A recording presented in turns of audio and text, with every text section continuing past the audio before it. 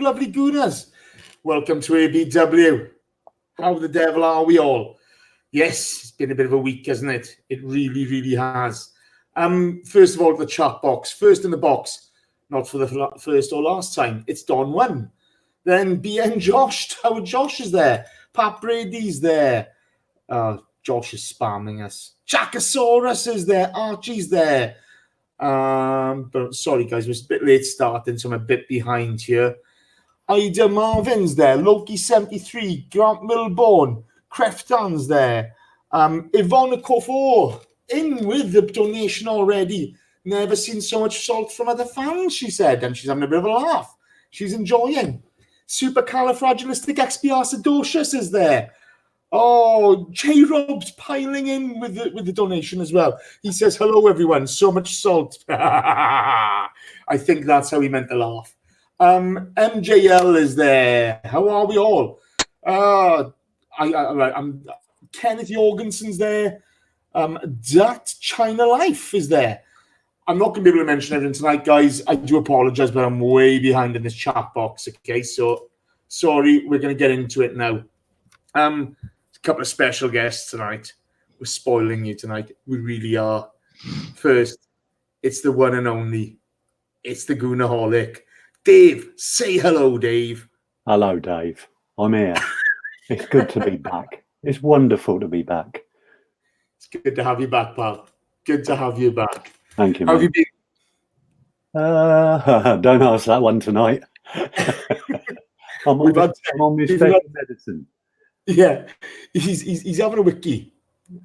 Dave's had technical difficulties, as we all have. And Dan is as polished as Windows and trying to help. That's all I've got to say. I'm actually on some old equipment. Last time I was on like this, I went Dalek-y. Yeah, you did, didn't you? You went Dalek and Snow. It was brilliant. Hey, we're going to have a good time tonight now. We're going to enjoy this. Next, with the returning after a bit of a break from the last time you podcasted, it's Neil Chimp. Say hello, Neil. Good evening, gentlemen. Good evening, everyone. Nice to be back. Feels like being back at home. It's good to have you back, pal. It's good to have you back. Nice to be back. How have you been, buddy? I've been good. It's all very exciting, isn't it? From the lows of the end of the season, give it a few weeks and we've got all that optimism back and we're going to win the league. You know what it's like being a football fan.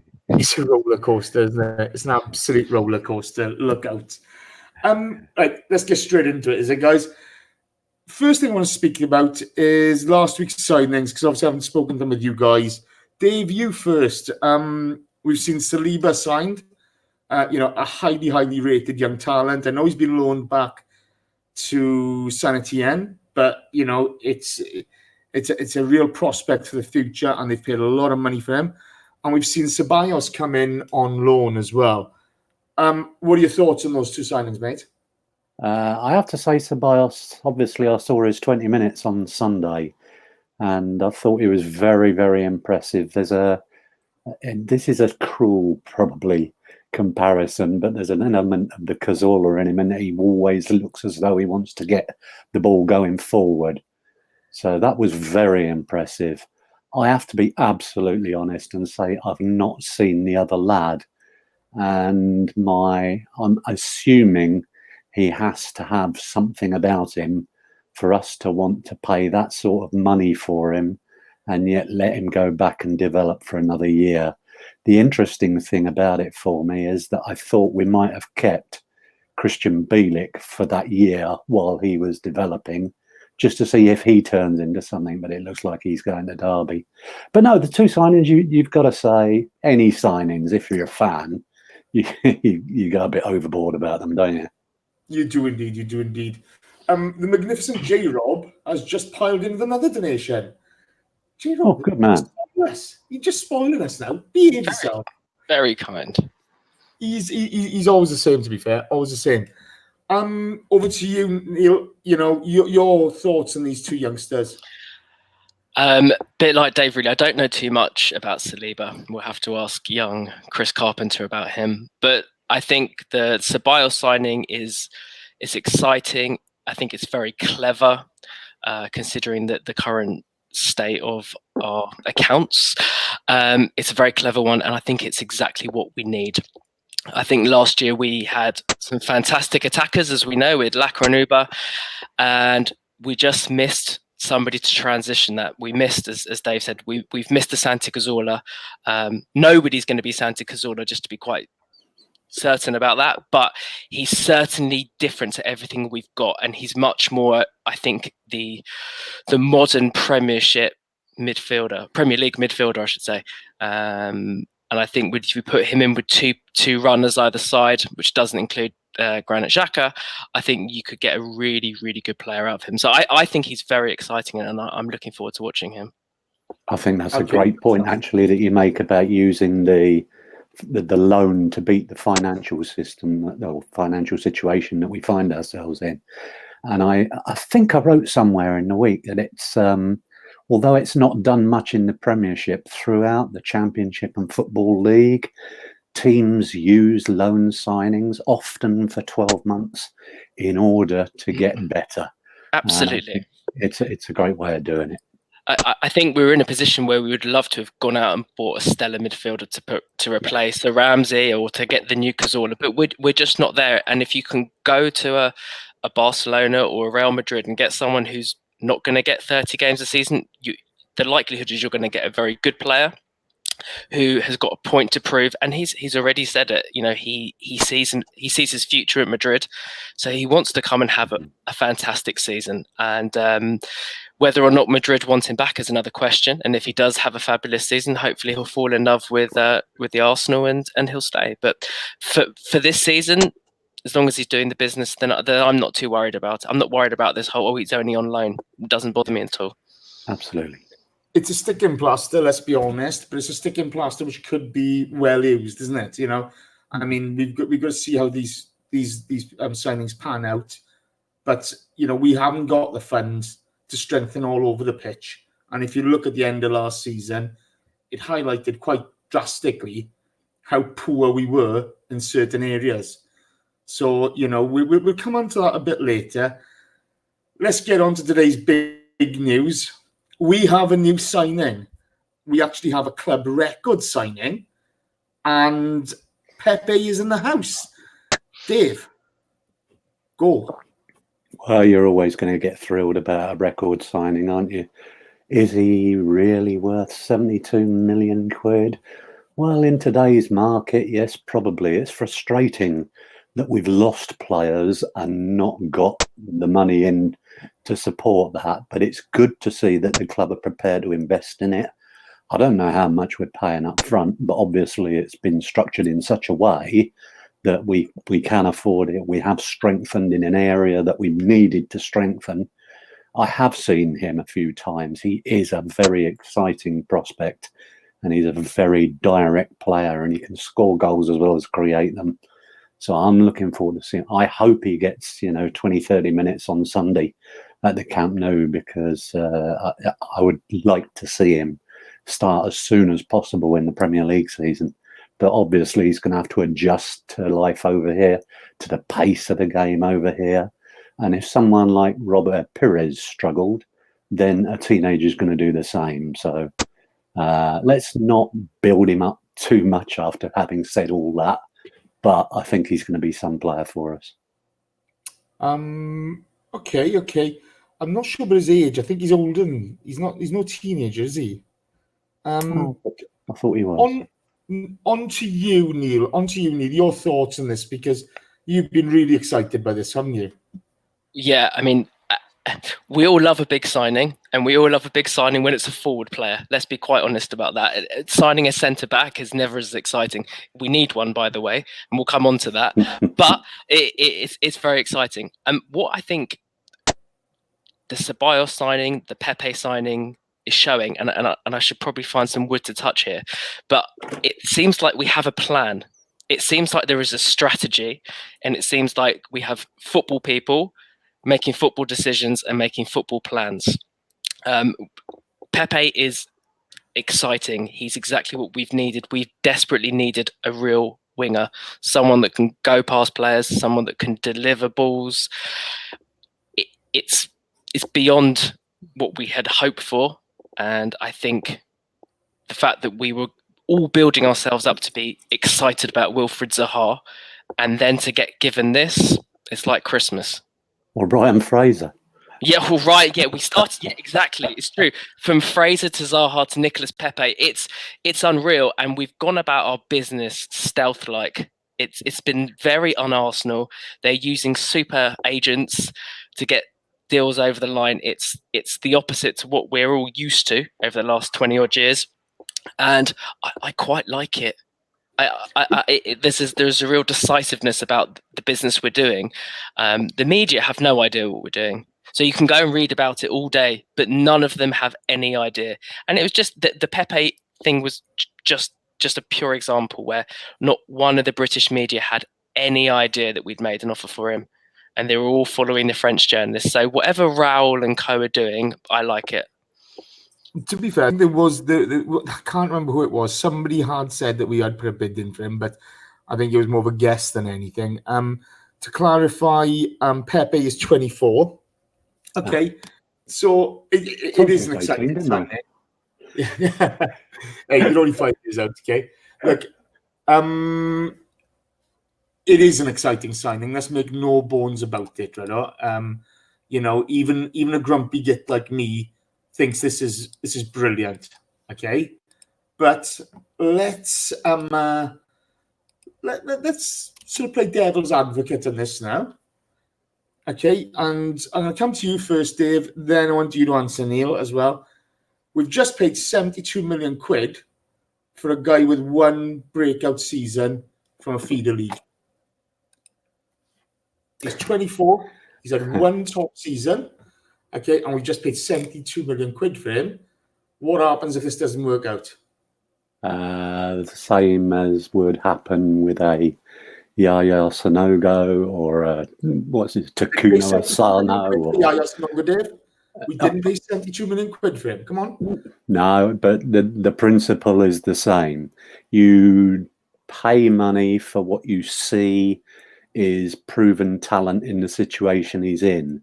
You can't tell for sure if anyone's going to settle in. You only got to look at, like, who was Torres? What was he like when he went to Chelsea? He struggled a wee bit when he was at Liverpool until he got into the swing of things. There are other players who have failed. Was it 80 million for who was the Argentinian guy who went to United and completely flopped? The midfielder, Veron. That's him, Veron. Yeah. So, you know, these things are possible. It is a different league to what he's used to. It's a different team to what he's used to, different style of play. But he looks as though he has the quality to adapt.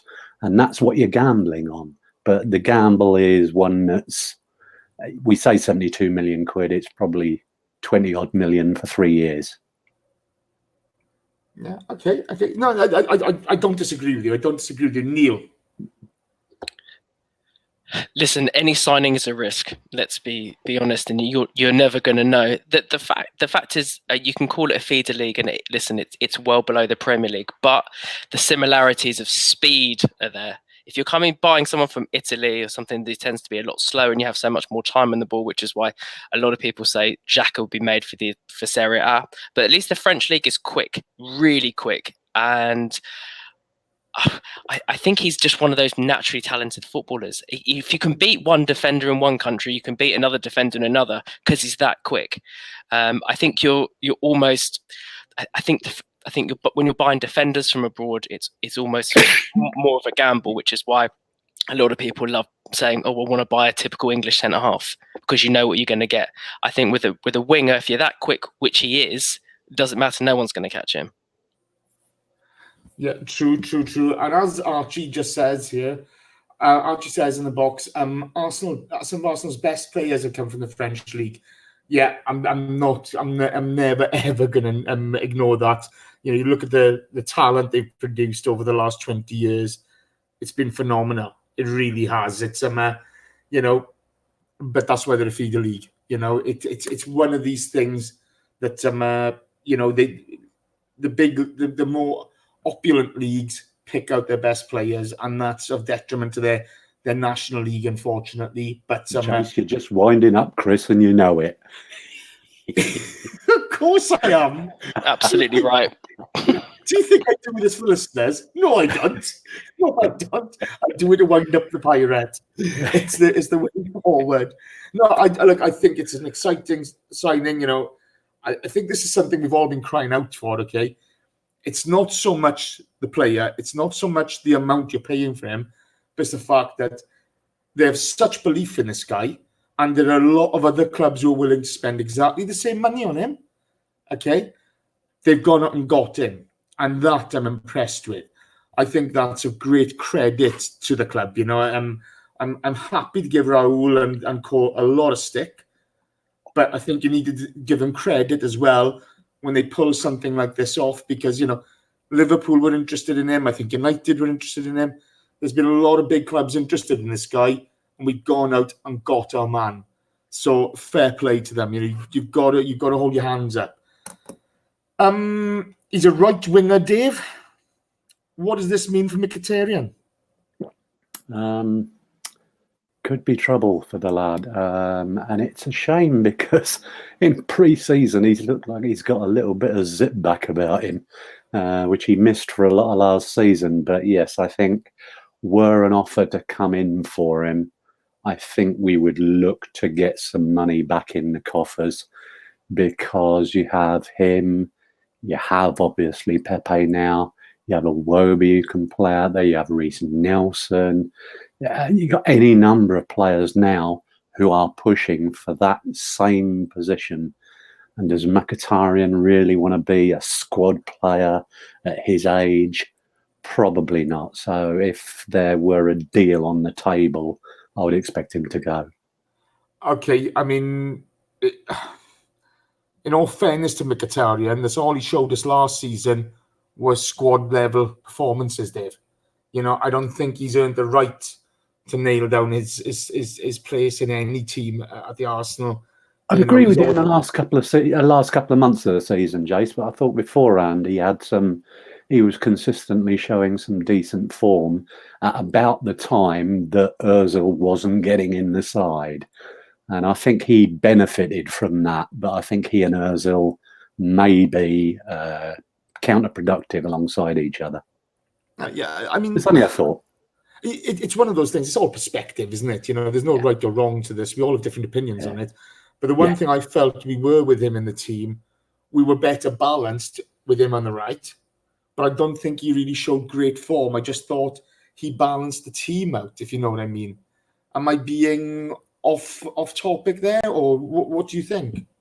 No, I think I was just going to say I think that you're right. He's got the balance because he's a hard worker, and he was happy to cover Maitland-Niles, who was not a natural right back, and he's a worker, which is fine. But naturally, if you were to put him anywhere into that side, you put him into the middle where he can actually find space. He hasn't got great pace, so he's not a winger. But this is square peg, round hole situation. And he is a talented footballer. Make no mistake, he's a very, very talented footballer. But he's not a winger. So, I mean, we were getting to the point of how many number 10s did we want to have? We had Mkhitaryan, we had Ozil, we had Ramsey that wanted to play there. And that's what it was becoming. So I feel for him. But as Dave said, I think if we could get some money back in for him, I think we'd be very, very happy to take somebody's money. I got to be honest, I get him off the wage bill straight away, and there's no doubting his talent. I think that's, you know, I don't think anybody would knock his talent, but his effectiveness in the Premier League has been lacking, unfortunately. You know, I felt for him at the end of last season, unable to play in the Europa League final, but it's just a sad fact of life. Football can be cruel. That's why, you know, we're asking about, you know, the amount of money we're paying for Pepe. You know, is this wise? What's your take on that, Neil? Because I just wanted to hear your thoughts on that as well, please. What, on the fee? Yeah.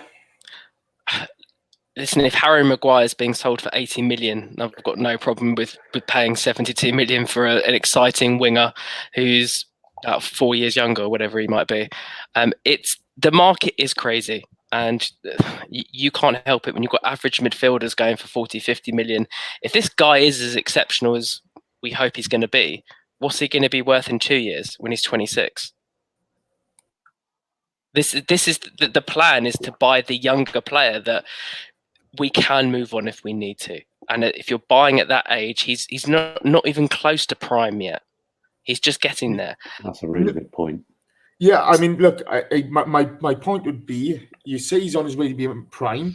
He's got one good season in the bank. He's 24 years of age, one good season in the bank. Okay, don't get me wrong, as we've already pointed out, a lot of Europe's biggest clubs were after him. There's make no bones about it. He is that highly rated. That's a lot of money to pay for a guy with one good season in the bank. There is, but I think that the tiers of teams that were looking at him were tier 2. And I think if he has another good 6 to 12 months, it's just going to be tier 1. And it would be, this time next year, it would be Barcelona or Real Madrid. And maybe just for once, we've had to jump in a little bit ahead. Well, fair enough. Be it for the front of the queue for once. Yeah. If I were to play the devil's advocate on that, Jace, I'd say certainly Emmanuel Adebayor, who went for good money, having only had one good season, and arguably Robin van Persie as well. So it's not a unique situation. That's a fair point, Dave. It's a fair point. Quick shout out. The one, the only, the magnificent David Marr has just piled in with a 10 quid donation. Dave, mate, you are far, far, far too kind. Thank you ever so much. On behalf of us all, we appreciate it very much, as with all the donations. You guys are, you're too good to us. It's the truth. Quick shout out to the one and only Cocktail Callings. And it's water in there, fella. It's just water. I'm off the beer, mate. I can't handle it anymore. I'm just too old now. But hey, chat box, give Simon some love, please. Top man. He's in the chat box with the guys. He's normally working on a night like this, so give him some love. It's a lot of valid points. Then I think it's one of the things we've got to look at when you look at all these signings. There are pros and cons to all of them. Overall thoughts on these 3 signings, guys, okay? Obviously, Saliba's a youngster. He's got 16 games under the belt. He's going back to San Etienne to develop a bit further. It's a big fee for an obviously highly rated youngster. And I know Chris and Danny are going to be doing special on some of these players tonight and tomorrow or whenever. And he'll give us a bit more of a lowdown. But this guy is so highly rated. It's a very impressive signing. But is he 18 or is he 19? I'm not sure which. Ceballos, there's undoubted talent there. We know that. Bit of devil's advocate on these. Now, Dave, we're pinning a lot of hopes on Ceballos. He's got 36 league games in 2 seasons for Real. We've got a 38-game league. And that's just the league. And the Premier League's a damn sight harder than La Liga, the fraudster league. Where he comes in, Jace, where he's going to be critical, is the fact that we obviously don't have Aaron Ramsey at the moment. And you have a midfield there that I think is going to be very fluid this year, because you have those back 2 positions that we probably think Xhaka and Torreira would be starting in, but he will be very much, I think, a contestant for one of those 2 places.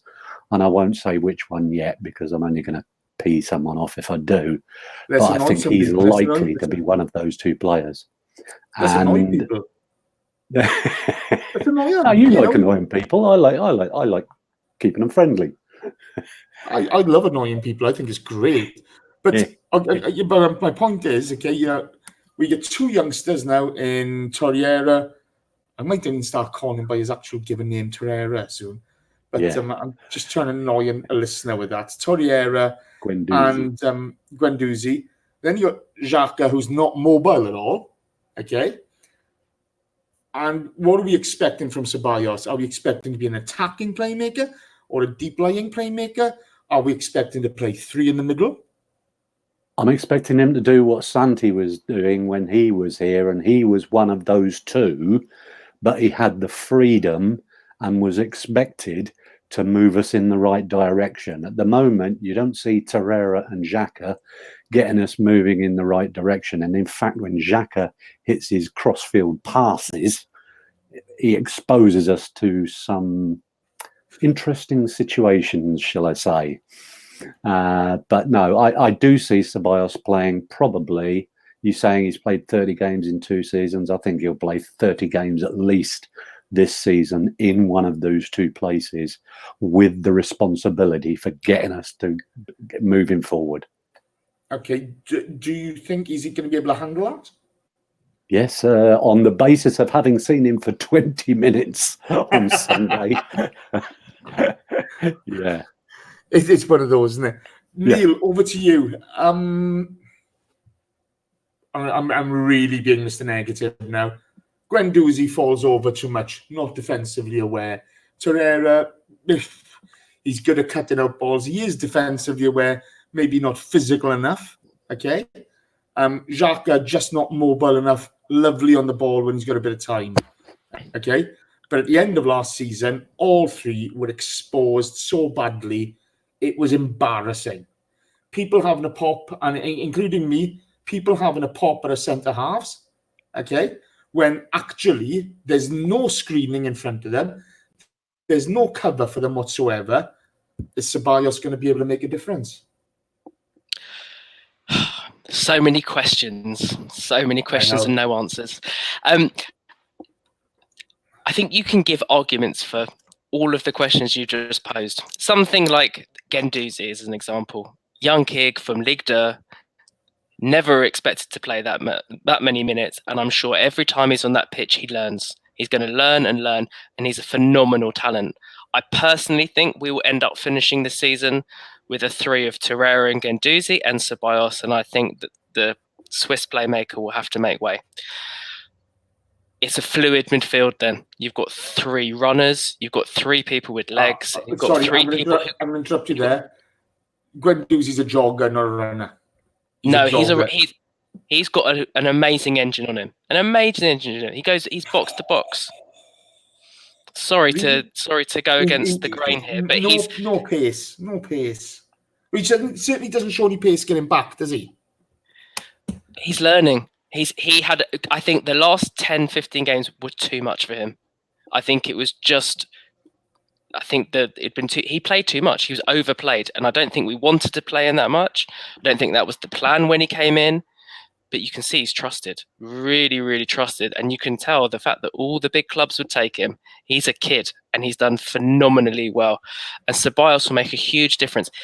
It almost wasn't his fault he didn't get a game at Real Madrid. It's just that Zidane would not change those 3. If he would stick with Kroos and Modric every week, it doesn't matter how badly they played, that's what he does. In fact, even in this pre-season, Modric is 33, 34? He's still starting every game next to Kroos, however bad their results are. So there may be a personal problem between Zidane and Ceballos, and I don't really care if there is, because he's going to be sitting in my midfield next season, and I'm really excited about it, because he's going to bring us...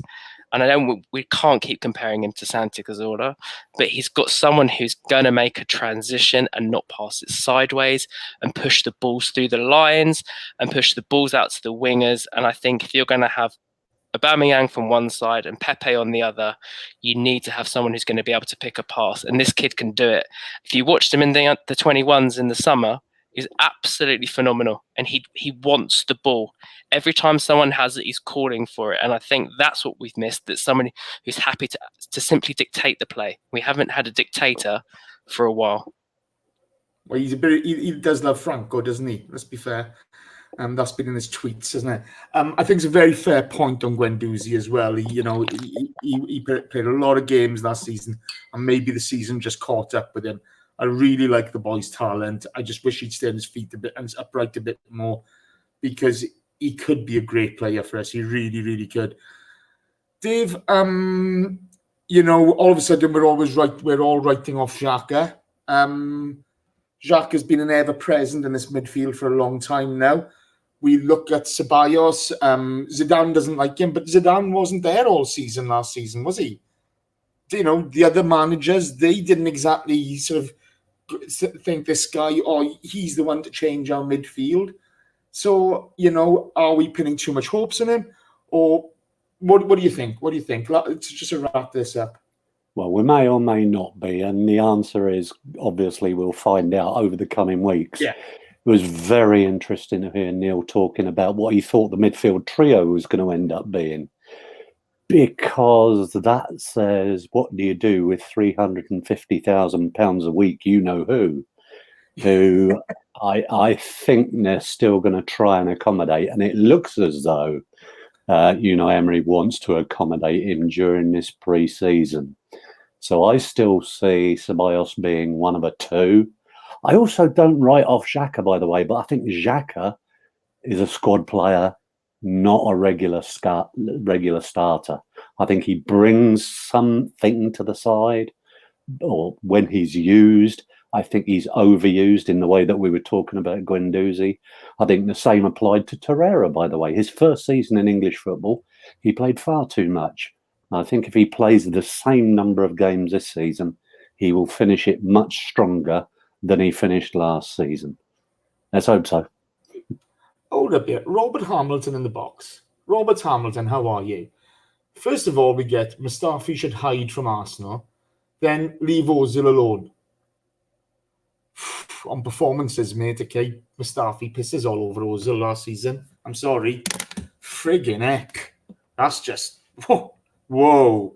You know, not having that. Yeah, I think the Ozil situation is going to be really, really interesting. I find it amazing that our manager can't get the best out of him. It just didn't seem to fit. We saw it all for 2 games last season. It's going to be interesting to see the way he sets up. Is it going to be 4-2-3-1? Is it going to be 4-3-3? We've got options, and he likes to change his system. He really does like to change his system, but there's so many options for him now going forward. That's going to be interesting to see. Neil, sorry. The one thing I noticed then, it happened a lot last season. We couldn't keep hold of the ball, could we? We turned over the ball far, far too easily. Okay. Do you think these signings now, Ceballos and Pepe, do you think that's going to help us keep the ball? Do you think it's just going to make us more potent on the attack? Well, I think when you've got a winger like Pepe, you're automatically going to be able to have an outball. We didn't have a lot of outball last season. I think Ceballos he is a ball keeper, and he's also somebody that is going to drive our play. So if you've got somebody who is dictating the play, you're more likely to keep the ball. There were times last season where we were just pinned in and we couldn't get the ball, and when we got it, we didn't know what to do with it. And I don't want to blame it all on one person, but a lot of it I thought came down to Xhaka, who was supposed to be controlling our play. And I just didn't think he gave us anything. Oh, see, I kind of disagree with that. I thought if you look at Xhaka alongside Ramsey, far more effective. I just think, you had 2 youngsters he was paired alongside for a vast majority of last season. And, it's a big ask on those youngsters to step into those shoes and to be effective. Do you know what I mean? I do, but I think actually you've kind of hit the point and missed the point. Our best performances last season were all when Aaron Ramsey played. Why? Because he was a runner and he could keep the ball and he would give the ball. Much what I think Ceballos will bring to this team. And if you don't have people in the middle that can drive with the ball, keep the ball, take the ball, you are going to lose possession continually. Well, that was my biggest frustration with Granit Xhaka. He does have a place in the squad, but he shouldn't be that first choice every week when you're going to go and play Chelsea, when you're going to go to Old Trafford, because I personally don't think those are the games that pass him by, because he doesn't have the legs and he doesn't have the calmness for his passing. I know people think he's a wonderful passer of the ball. He's a wonderful passer of the ball when you're 3-0 up at home and he's putting one over the top, but he's not a wonderful passer of the ball at 0-0 in front of the back 4 and he tries to play it left to right and it goes straight to their winger. So half the time he causes more problems than he brings positives. I wish John Welsh was here now. I would love to hear the debate with John Welsh in this. I really would. I miss you, John. Well, let's bring Granit Xhaka to Inter Milan so John can watch him every week as well. There's an idea. Hey, we're starting Del Piero Wonderland soon, okay? So we're not doing. Who's the left back? The Argentinian lad at Inter Milan. Come on, really good hair. Argentinian left back. Everybody in the Italian league has good hair. No. The Argentinian left back. Oh, he's like a legend in Inter. Oh, Zanetti. Zanetti. We can't do a Zanetti Wonderland as well. We're not having that. No way. Dave, on to another possible signing. Tierney Tierney, however you want to pronounce it, from Celtic. Apparently, it's looking close. It will leave us with, I think it'd be a great signing. I really, I think I watched Celtic twice last season. And that was painful watching the Scottish League. My God. Twice more than me. Oh, Jesus. Wept. That must have been the 2 games he played. Something. He played a lot more than that last season, to be fair to him. But, highly rated player. Are you excited about this? And where would it leave Kolasinac, the hero? A big shout out to Kolasinac as well. The incident with him and Ozil last week, that was scary. And my God, who knows how you'd react in a situation like that? But the guy was amazing. So good on you, Kola. And no knocking Ozil in that either, because I don't. He's got his wife with him. The women, the wives are with them, and what have you. Everybody does different things. That's a truly scary thing. Exactly. But you'll have Kolasinac and you'll have Nacho. Where does that leave them? It's very interesting because whilst we're full of praise for Kolasinac for what he did last week, I don't think there are many of the supporters at the club who consider him to be a left back. Left wing back, yes, but left back. He has his limitations. Nacho, I've absolutely loved for a long, long time. There were signs last season that time was catching up with him. I'm pleased that he's started at left back in this close season, but I don't think he'll be good for 50, 60 games. So, yes, a left back signing is encouraging.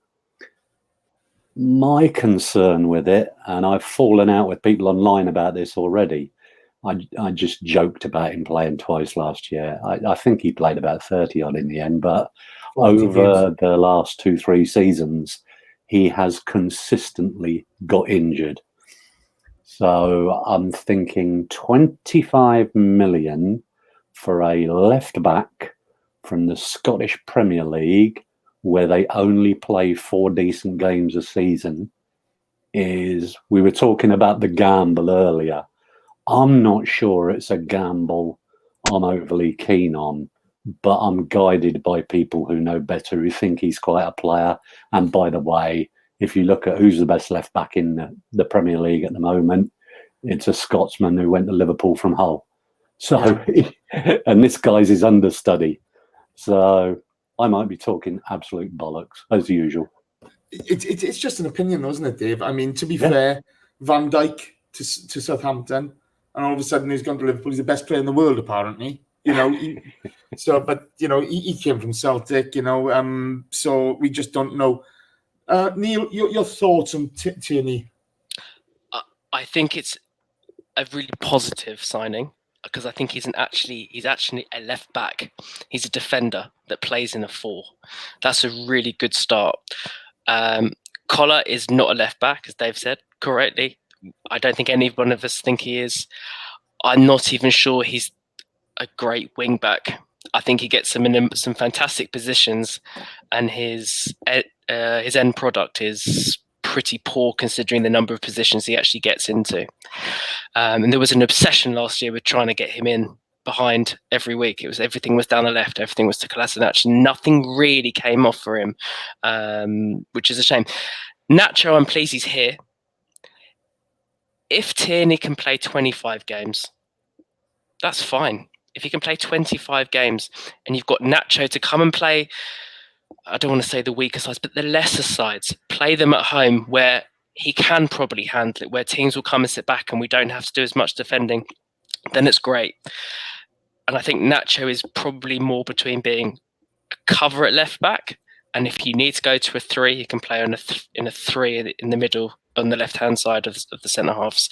So I think there's a role for him, probably for one more year, because you can't get 10, 11 new players in the summer. And he's probably, from what you hear, he's a very good professional. He's probably very good to have around. He's a true professional. You don't see him mouthing off. He's an honest guy, and it's good to have around. And I think we need more like that.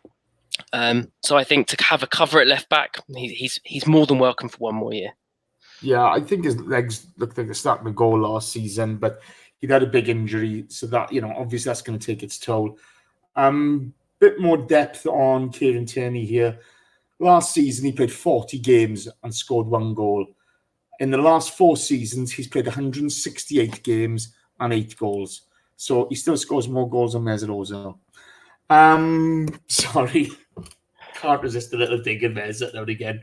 God love you, Mesut. We do love you. I think it's a good signing. I've got to be honest. It's that defensive ability and the ability to get back, which is going to help us. So, they play so many games in Scotland, and they start. So Celtic end up starting their season in July. Yeah. So he's probably had very long, hard seasons. I think it's an incredibly clever signing. I don't think it has to be a flashy foreign signing. I'd like a good old-fashioned defender to actually defend. I got to be honest. I like it simply because of his age profile. The amount of games he's had, and okay, you can knock Scottish football as much as you want. There's real blood and thunder there. It's not going to take him long to adapt to the Premier League. Do you know what I mean? I think he's got all the attributes. On to some, a want rather than maybe a potential signing. There's rumours that there's been offers from Mustafi because of the involvement of Jorge Mendes. A centre-back. Dave, is a new centre-back going to solve our problems when one ball over the top takes out our midfield? Nobody ever gets back to cover them, covers the centre-backs, and nobody ever screens them. Is a new centre-back gonna change anything? Obviously, the answer is it depends who you buy, and can we afford the sort of defender who's going to improve what we have at the moment. And before everyone starts screaming, we're crap and all the rest of it, we're talking about we have a World Cup winner who might be moving on or who might not be. We think we can do without Christian Bielik, who I quite rated as a player, but whether he's too nice or not is a thing. And he seems to be going to Derby. Callum Chambers has come back and I thought looked very good alongside Sokratis the other night. And he's had a great season at Fulham last year in a team that struggled. He also partnered Rob Holding in the England under-23 side, I think. So they have a bit of experience between them. So, yes, I do think we're a centre-back short, particularly if, as seems likely, Laurent Koscielny goes. But who are we going to get? Who is going to improve us with the money that's likely to be left? Not so sure, mate. Not so sure. Neil? I think Mustafi has to go. I think when you are that low with the fans, it's just curtains for any player. It's a shame because you never want to see anyone who's wearing your shirt getting the kind of treatment that he's going to get. And no matter what you say to people, people are still going to boo him, still people are going to abuse him online. So it's probably best for all parties that we go our separate ways. Is there a good player in there? Maybe, probably. I mean, you don't play for Germany. if you're not a decent player, it just didn't work out for him at Arsenal. And no doubt he'll probably go off to another club and do really well, and that's fantastic. But we do need to sign someone else. Who that is, I don't know, and it's not my job. I don't get paid to do that. You see all these great names flashed around, but clearly Emery wants to play Rob Holding. And I think we'd all love to see Rob Holding become one of our centre halves for the long-term future. He's very popular. He's English. What more do you want to be a successful centre half at Arsenal with those credentials? But Callum Chambers has done very well since he's come back as well, as they've said. And I think there's probably a place for him this season now, where beforehand there may not have been. So if you could move Mustafi out and bring one more centre back in, I think we might have a decent season. Okay. Obviously, I haven't asked both of you your thoughts on the Koscielny situation. So, I saw somebody put a tweet out last night that he thinks that Koscielny's going to start at Newcastle, which I find kind of highly unlikely. I think the bridges are burnt there unless, they have a meeting, I don't know how to even put it, actually. It's not even breakup sex, but, unless there's some sort of reconciliation. Dave, your thoughts on Koscielny? Is he going to play for us ever again, or is he going to go? What's going to happen? I don't think it's feasible at this point that he's going to play again. I am astonished at some of the attitudes I have seen towards him after 9 years of absolutely devoted service, when he's been one of the better central defenders in the Premier League, when he has basically given up his knees for Arsenal Football Club.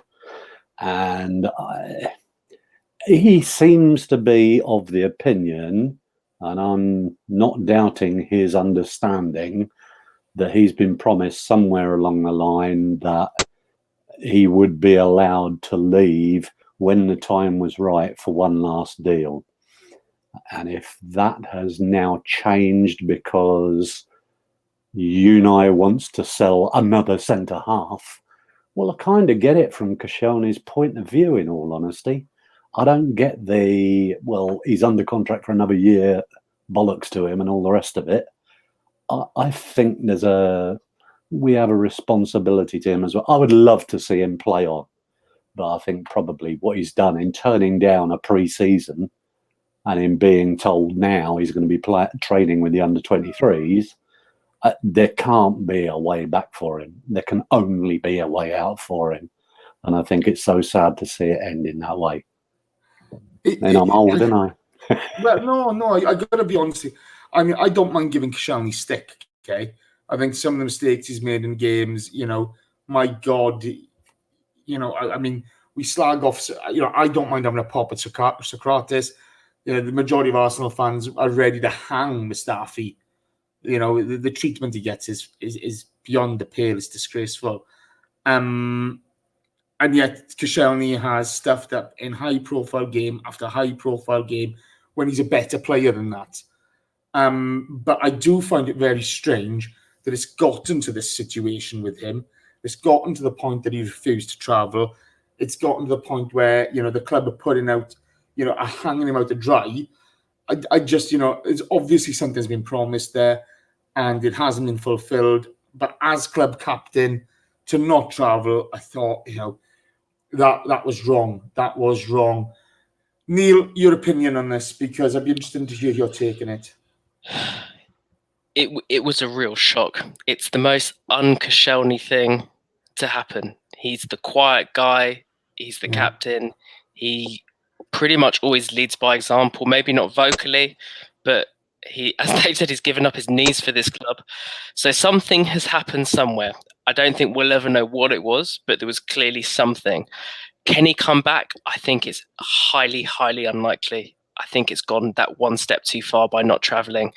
He could have been unhappy and spoken to the management and still travelled, but he didn't. He just flatly refused. So I think that's probably ended that. The only way possible for him to come back is by standing in the middle of a circle and apologising outwardly to every single one of his teammates and almost begging for forgiveness. But I can't see that happening either. He's been an amazing servant. He's been a very good defender in a really bad defence. So what do you do with him? I suppose if you can get a couple of quid for him, you let him go and you actually say thank you very much and you shake his hand and let him go. I think if they're going to hold out for big money for somebody who's 33 and had the injuries he's had, they're not going to get it. However wonderful George Mendes might be at getting money from people. But if you can get anything for him and take his wages off the book, it would be nice to leave it in some sort of positive way because he has been an outstanding player. Yeah, well, you know, he's been a great servant to the club. It's a shame it's come to this. It really is. Dave, apparently Takuma Asano's going. Bielik's going. I mean, did we see any of Asano at all at any time? Was there a friendly somewhere? It was probably a signing with a few shirt sales behind it, is all I can say about it. How dare you? Yeah. And he wasn't the first. Park is another example. So sorry to anyone in Asia who thinks that I'm being disrespectful here, but I do think that's how football clubs work these days. And there aren't many. I mean, unfortunately, our swamp-dwelling fens up the road have actually done quite well with Heung Song Min. But generally, clubs have not benefited from signing Asian players. What was it Arsblog used to say? Footballistically. I think that was a wonderful way of putting it. It's well, I don't know. You know, who's the boy at United? Jason Park. Yeah. What a player! What a player! You know, every big game United played, Ferguson trusted him. He was a great player. I do think it is tough at times, though, isn't it? You know, you're coming from different cultures, etc. You've got to settle in, and then you've got to find a role for yourself in the team. It's difficult. Bielik, Neil, your thoughts? I'm delighted because if Unai doesn't want to use him, we're going to get 10 million quid in the coffers for a player that we've developed. It's what we should have been doing for years. Is having young players who are educated at the Arsenal. If they're not going to be given a chance, they should be getting good money. The money that Chelsea make from their young players is absolutely unbelievable, and it's another income. And we just haven't done that. We just let players go for next to nothing, or we just let them go out of contract. So Bielik had one more season to go. If he's not going to be used, we're going to get 10 million quid for him. 10 million quid goes a long way when you've got the funds that we have. Yeah. And for Chelsea, that's their way around FFP. They really do work that system superbly. Yeah, but 83 players on loan or something. It's true, but the money they get, the money they're getting for those players, it then goes and pays for Pulisic. It's a almost simple model, and PSG had that problem this summer. PSG had real bad FFP problems, and I think they've sold 45 or 55 million pounds worth of youngsters just to all random teams across Europe because they've been educated at PSG. It's a sensible model that we don't use. To be fair, they bought all the players, haven't they? You know, they've gone out and they've got a whole host of youngsters, and you know, and they're reaping the rewards for the bravery in the market in that way. But for God's sake, tell them we'll give them $1 million for Mbappe tomorrow. Hey, we got Pepe, you don't need Mbappe. I think that China Life says there's some great Asian players. They get very little opportunity to show their talent, and I think that's true. You know, we had somebody put in the box there, Miyachi, Inamoto, Park, as you say. You know, and we've had Asano. I know Asano hasn't done well, but when you're being loaned out constantly, it's almost as if you're not even given a chance to develop. So, and the lines between success and failure are very fine at times. You know, it really is fine. Okay, so let's go to some questions then. We've got some questions, guys. And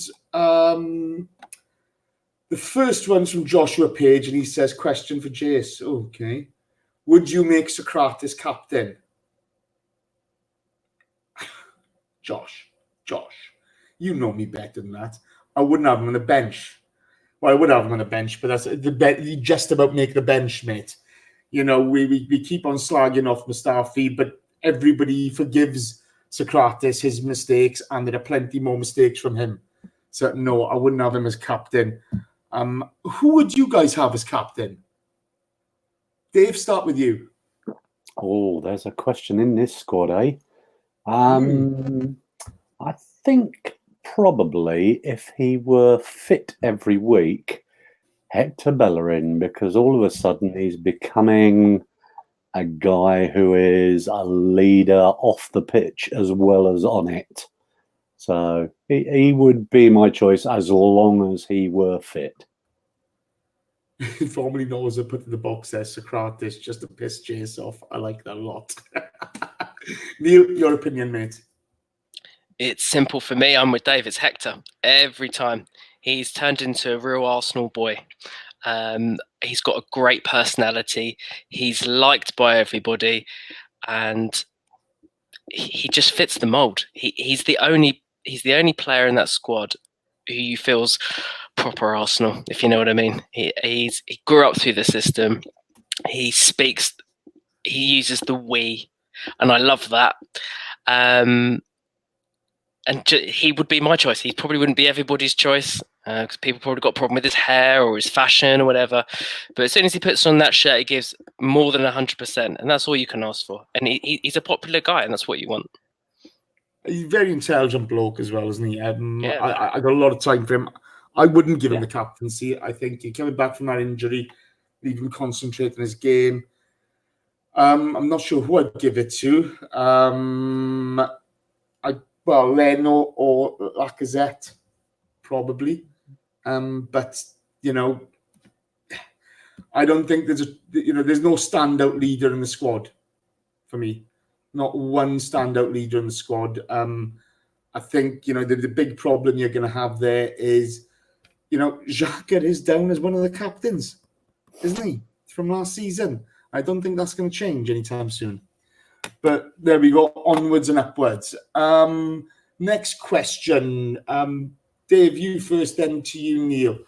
Loki73 asks, with our attacking squad, is Emery the right man for the job? Just asking. Oh, thanks for that one, Loki.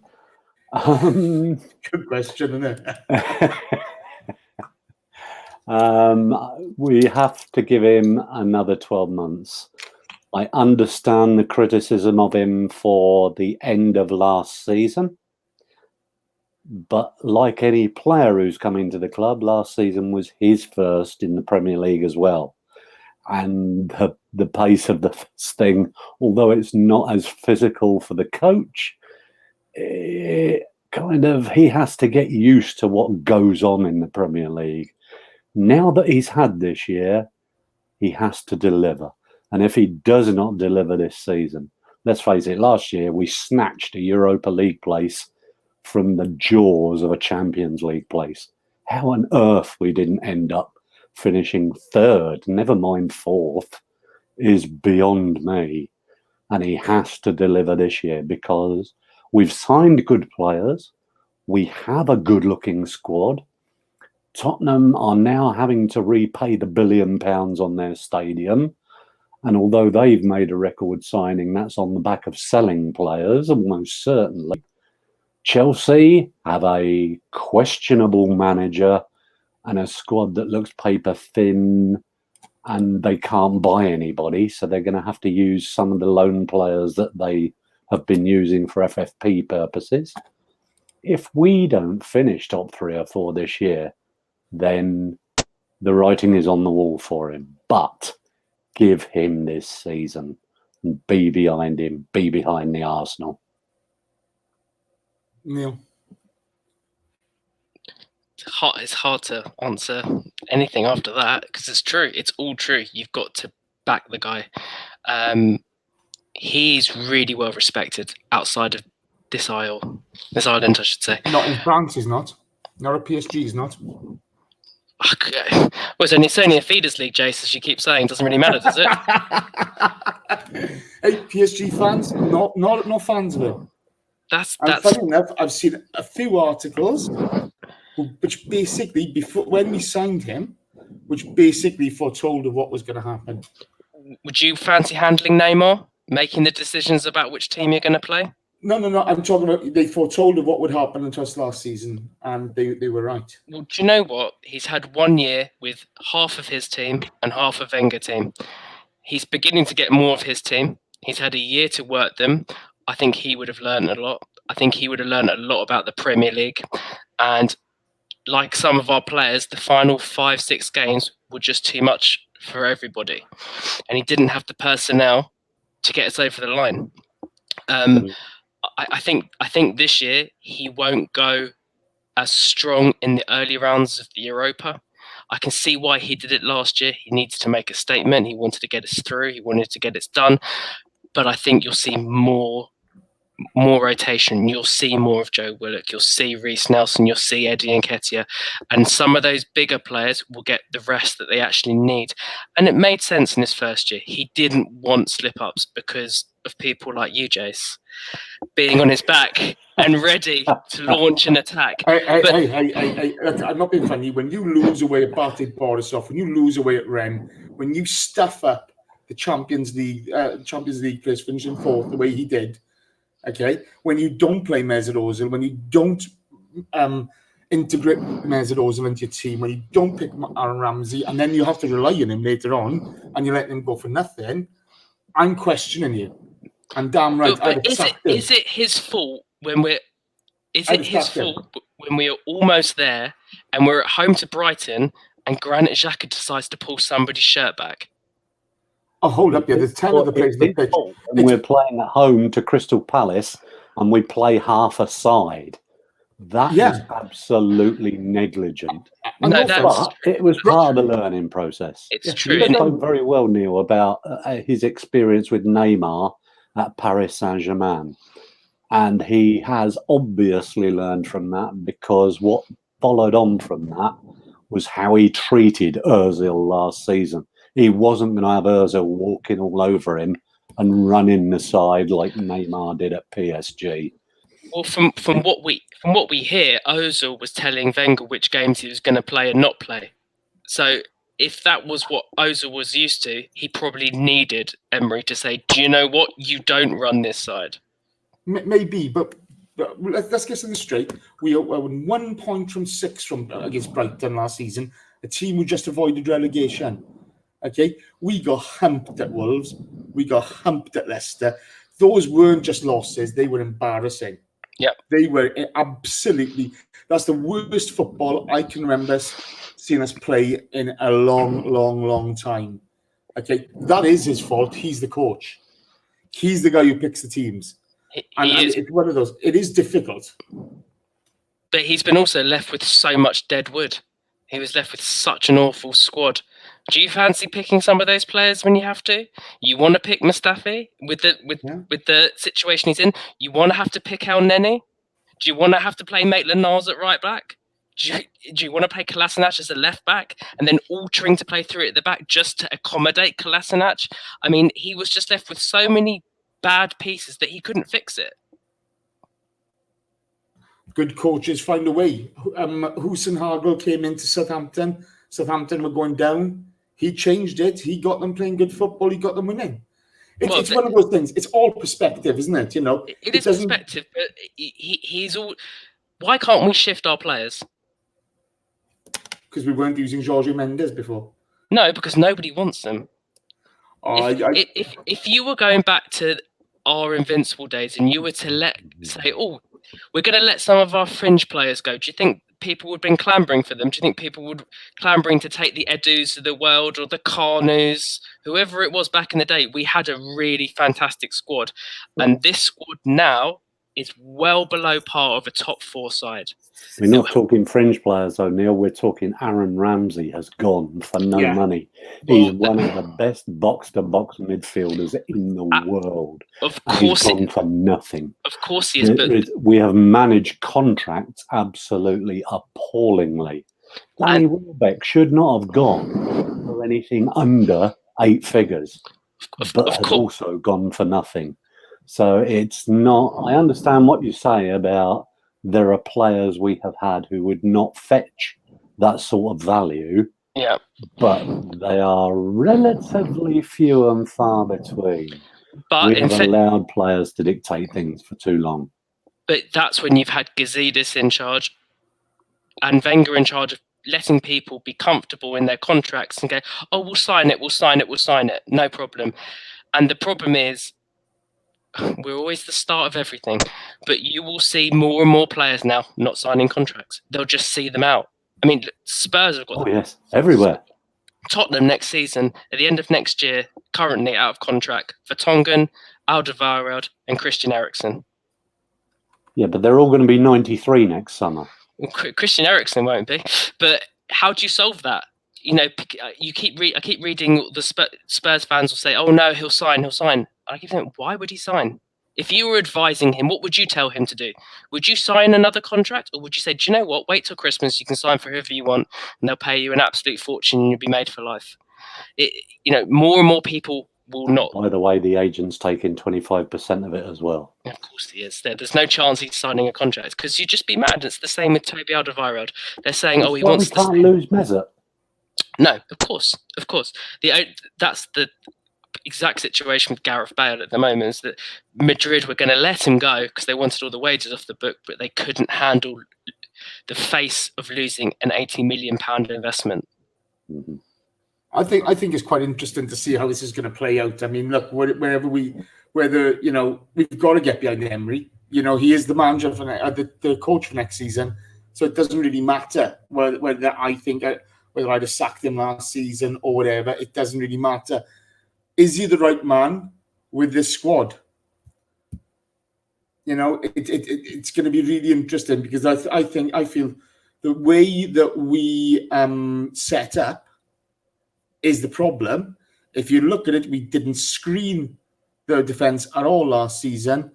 For as much as we scored a load of goals, we let in 51 league goals. And that's the tail of the tape.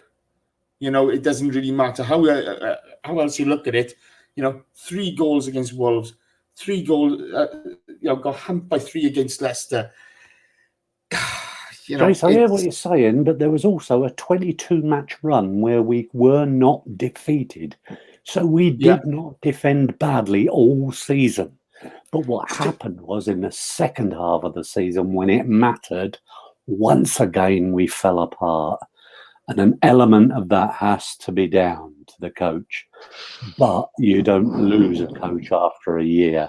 You hope that he's learned from it and you carry on. You crack on. Chelsea do that all the time and win trophies. Yeah. Look, it's one of these things, okay? They're an anomaly. They're an anomaly, Chelsea. They're the only club that works like that, and they are hugely successful in doing that, and you can't take anything away from them. But I wouldn't want my club to run like that personally. That's what I was saying. And actually, I think Emery put so much focus on the Europa League, it ended up rubbing off on the players for the end of the league games. Because they said, we did 22 games unbeaten. You're not a bad side by doing that. And considering that how wonderful these Chelsea and Spurs teams are supposed to be, we're in a rebuild. We finished 1 point and 2 points behind both of them. So we ain't that far off. Well, it's one of those things, okay. Myself and John covered most of those 22 games, and there were some dog shit performances in those 22 games. We got very lucky in at least half a dozen of them. Okay, Cardiff City, and the Cardiff City and Fulham games at home were some of the worst football I've seen. It was embarrassing, but we got through them, which was really good to see the grit in there. And you've got to give Emery credit for that. There was a lot of grit in all those performances. He has to take the plaudits for 22 games unbeaten. He absolutely does. But again, prime position to get top 4. screws it up. Europa League final, bearing in mind the last time we played Chelsea, they weren't in the game. They were not in the game. And yet we get humped 4-1, you know. It's just an interesting to see it, to hear different perspectives on this. Okay, on with the questions, and we'll wrap this up. Pete Coulson asks, given the apparent investment in the squad, is Emery's job on the line if we don't finish top 4? Just yes or no from the both of you. Dave? Yes. Neil? Absolutely. I agree. Alonso Spencer asks, if Koscielny stays, how would you compare him being stripped of his captaincy to William Gallas getting stripped? Dave, you first. Comparing Laurent Koscielny to William Gallas is just about the worst thing I have ever heard in my life. If I ever had to see one of them again, it would not be Gallas unless I was holding a baseball bat. I concur, Dave. I concur. Neil? I can't better that answer. It's perfect. As Dave said. Yeah. Gallas was a unique character. Let's just put it like that. And to finish off, Pete Coulson asks, I wish we would keep Christian Bieler, to be honest, but can you remember Arsenal ever letting a young player go that has gone on to be a real star? I'm going to kick us off with one name, Andy Cole. Dave? Yeah, you're absolutely right. And actually, we made some good money out of Andy Cole only because we wrote into his contract when we sold him. I think he went to Bristol City first. Yeah, Bristol City. There was a sell-on clause, I think, for these next 2 moves. So when he went to Newcastle, we made money out of him. And when he went to Manchester United, I may be wrong, but I think we made money out of him then. I think we ended up getting something like 5 million for him at a time, when that was an awful lot of money for a decent player, never mind a young forward.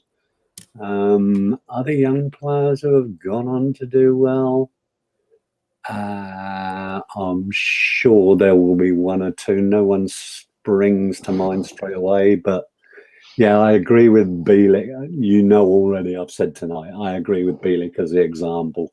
I think there's a football in there who might come back to haunt us at some time in the future. I hope we've got a sign-back clause or a money-back clause in the deal with Derby, but at 10 million, I doubt we have. Yeah. There we go. Robert Soliti say Gnabry. That's a fair comment. Neil, can you think of anyone? I was going to say Serge Gnabry, but the difference is that Serge Gnabry wanted to go and he wasn't going to re-sign. So that's the difference where football's changed. Obviously, where players basically have the power now. He wanted to walk away from the club, which is fine. There's nothing you can do about that.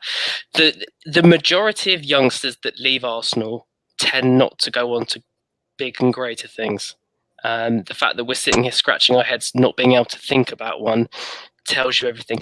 Lots of people go on to have really good careers, good championship careers or League One careers. You look at people like a Nico Ionaris or whoever it might be. I know he's in China now, but he had a great career at Brentford. And you see lots of them go on to have really good careers because they're educated at Arsenal. But it doesn't mean that they're going to be Premiership superstars. And I don't think that's happened.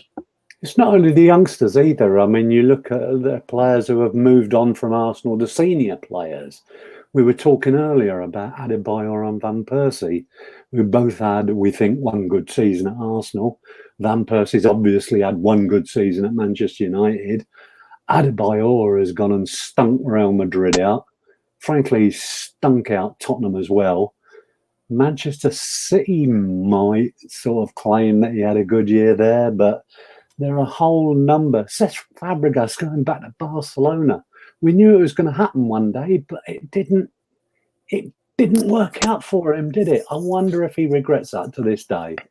I think it probably does. I think the players who thought they were going to go off and do wonderful things, like the Fran Maridas of the world, who got his move to Atletico and ended up playing on loan in Portugal at lowly sides. It doesn't always work out, but not every player can. I mean, some players have gone on to do decent. Gael Clichy did very well at Manchester City. Nasri did well at Manchester City.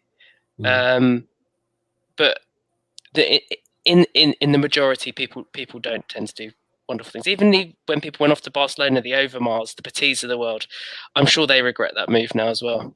Kleb can't stop telling everybody what a big mistake it was. Well, to be honest, I didn't get that. I mean, formerly knows has put in there Harry Kane. Ugh, I hate to say it, he's got a point. But you look at Szczesny. Szczesny had to go because he was in a place. When he left to score on loan at Roma, he was in a bad place. He wasn't playing well. He always in and out of trouble. We'll have you on and off the pitch. Not bad trouble, but just him and Jack were, and the likely lads, weren't they? And it's just difficult, and it's great to see Szczesny go on to do well for himself. It's just unfortunate we didn't bring him back, because we wouldn't have needed to spend 35 million quid on Leno. He needed to be out of London, Wojciech. He needed out of London. It was too much of a playground for him. He grew up here. He had an awful lot of fun, and it was the best thing for him to leave London. He's gone on to do great things, and it's great to see because he's an Arsenal man. To be fair, you can't use Harry Kane as an example because like it as much or hate it as much as you do, 9-year-olds you cannot hold to contracts. They don't have them. If he wants to go somewhere else, let him piss off. I tell you what, though, just that you just mentioned Leno. It's so nice that we're not spending a summer talking about is our goalkeeper good enough. No, it is nice. The problem is we're spending talking about centre backs, aren't we? Which is a bit difficult. One last one. That's China Life, says Ashley Cole, and I hate to say it, but yeah. That's best left back I've ever seen anywhere, whether he was playing for us or for Chelsea. He's no Paul Borden.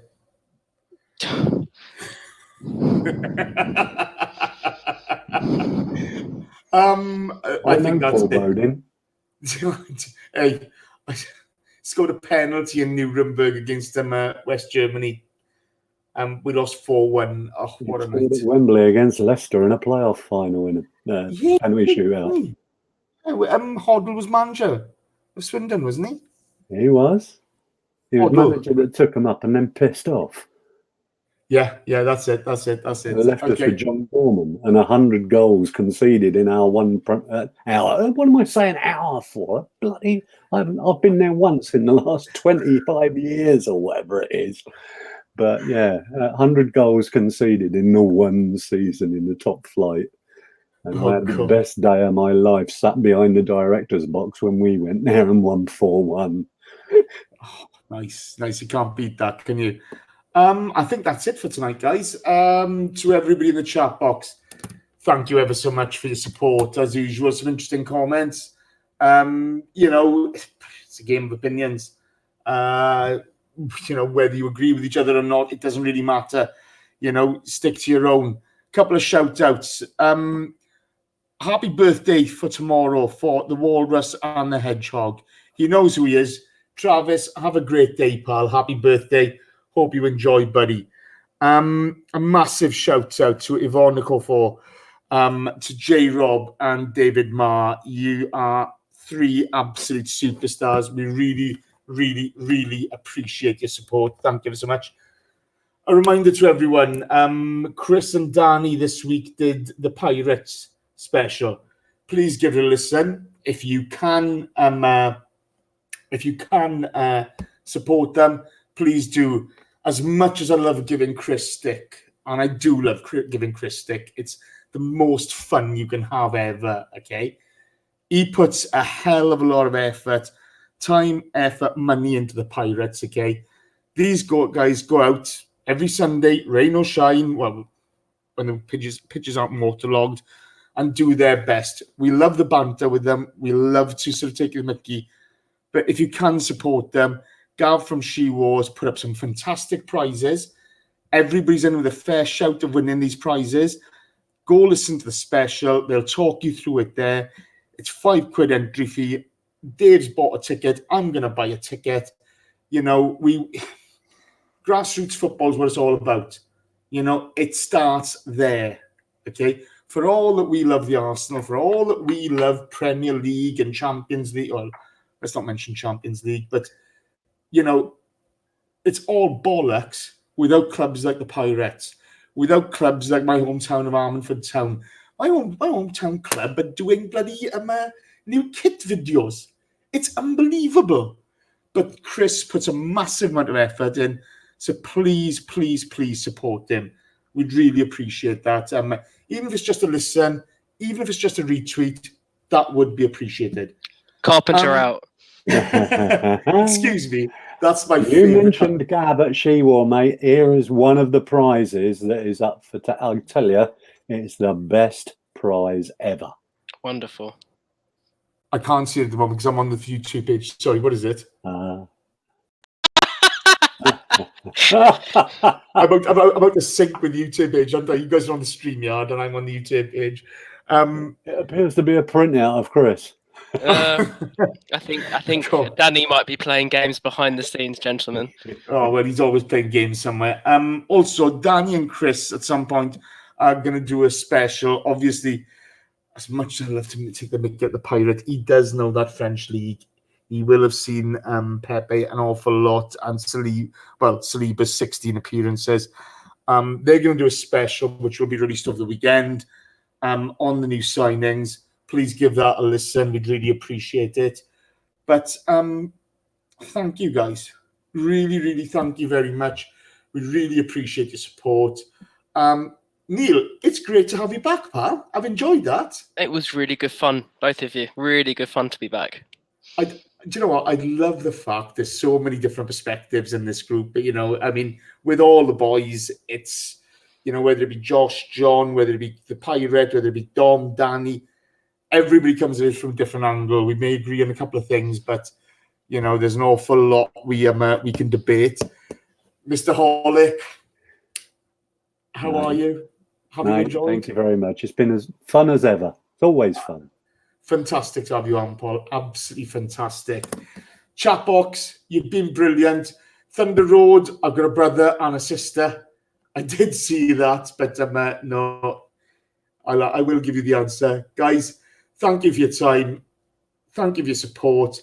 Have a great night. Look forward to the start of the season. We've got Barcelona this weekend, and then it's Newcastle away. We'll be going live after every single competitive match. So we look forward to seeing you all through the season. Keep it Arsenal. Daniel, oh, that's what he's put up. I can see it now. Oh, Jesus. Tappy. Indy Chris is back. Meet you at the airport, Indy Chris. Yeah. I got 71 likes, 140 you tapping. What the fuck do you think you're doing? Fucking grow up and start fucking tapping that like button, because that's just embarrassing. Take care all. Good night. Danny, switch this shit off.